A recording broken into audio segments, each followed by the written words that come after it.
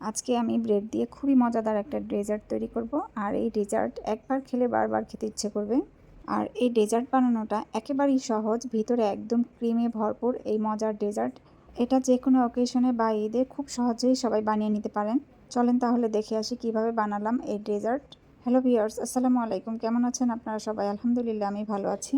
আর এই ডেজার্ট বানাতে স্যান্ডউইচ ব্রেডটা হলে বেশি ভালো হয়। স্যান্ডউইচ ব্রেড 4 কোণা থাকে, যার যতটুকু প্রয়োজন সে ততটুকুই বানিয়ে নিতে পারেন। আমাদের ঘরে বাচ্চা পার্টি বেশি, তার জন্য আমার বড় দেখে একটা ব্রেড নিতে হয়েছে।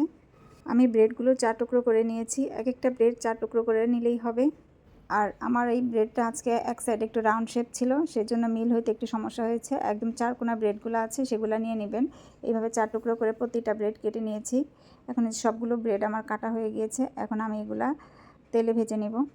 প্রথমে আমি চুলায় একটা প্যান বসিয়ে দিলাম। এখানে আমি সাদা তেল দিয়েছি পরিমাণ মতো। তেলটা মোটামুটি গরম হয়ে গিয়েছে। তারপর দিয়ে দিলাম 1 চামচ ঘি। ঘিটা দিয়েছি আপনার ফ্লেভারের জন্য। তারপর এখানে দিয়ে দিলাম ব্রেডগুলো আমি একদম লাল লাল করে মুচমুচে করে ভেজে নিব, অনেকটা টোস্টের মতো হবে।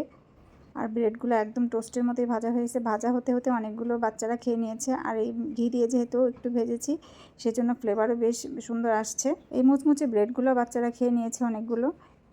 এখন লাগবে আমার দুধ। এখানে আমি ইউএসটির দুধ নিয়েছি। আর ইউএসটির দুধটা প্রচুর ঘন থাকে, তার সাথে আমি আবার অনেকগুলো গুঁড়ো দুধ মিশিয়েছি আরও ঘন করার জন্য।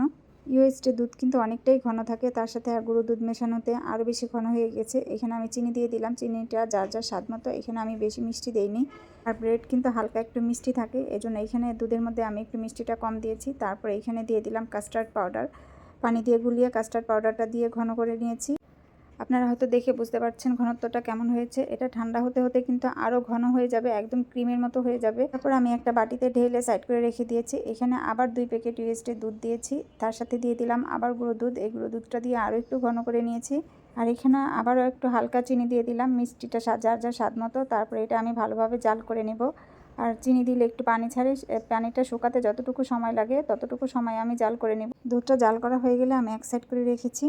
তারপর ফ্রাই করা ব্রেডগুলো আমি একটা সার্ভিং ডিশের মধ্যে সুন্দরভাবে বিছিয়ে নিয়েছি। তারপরে এটার উপরে আমি সেই ক্রিমগুলো সুন্দরভাবে দিয়ে দিয়েছি। তারপরে এটার উপরে সেই টুকরো করা মানে ফ্রাই করা ব্রেডগুলো একটা একটা করে উপরে সুন্দরভাবে বিছিয়ে দিয়েছি। তারপর জাল করে রাখা দুধ, ঘন দুধ আমি এটার উপরে আস্তে আস্তে দিয়ে দিয়েছি। আর এই দুধটা দিব আমি একদম উপরে নিচে ব্রেডের টুকরাগুলো যেন ভিজে ফুলে ওঠে। আর এটা রাতে বানিয়ে রেখে সকালে খেলেই বেশি ভালো হয়, তখন ব্রেডগুলো একদম সুন্দর ভিজে একদম তুলার মতো নরম হয়ে যায়।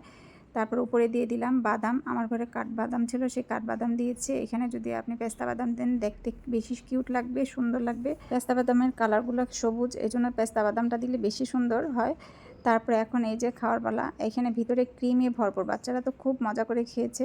আমার হাজব্যান্ড তো অনেকগুলো খেয়েছে। আমার বাচ্চারা এই ডেজার্টের নাম দিয়েছে ক্রিম টোস্ট। একবার হলেও বানিয়ে খাবেন, খুবই মজাদার, খুবই লোভনীয়।